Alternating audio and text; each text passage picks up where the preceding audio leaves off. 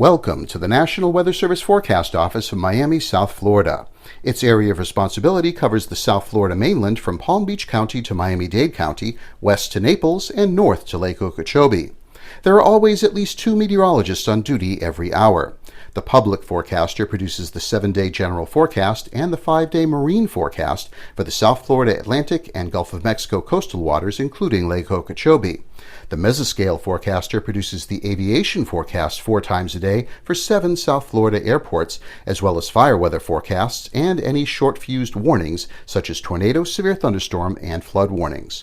On one side of the operations area is the Data Collection and Quality Control Desk. The meteorologist here collects temperature and rainfall data from all of the weather observation sites in South Florida and transmits them to the general public along with the daily climate data bulletins.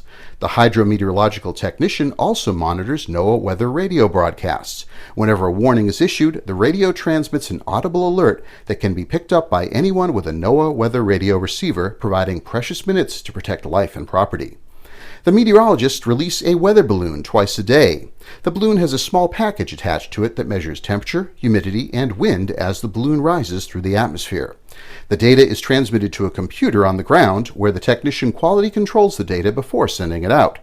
The data is part of a worldwide upper air weather observations network and is used by computer models to help forecast the weather.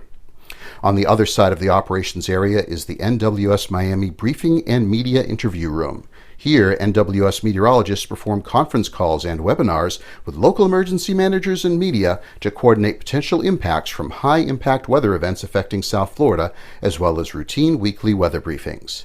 Meteorologists also use this room to perform live and recorded media interviews both in person and via Skype and Google Hangouts.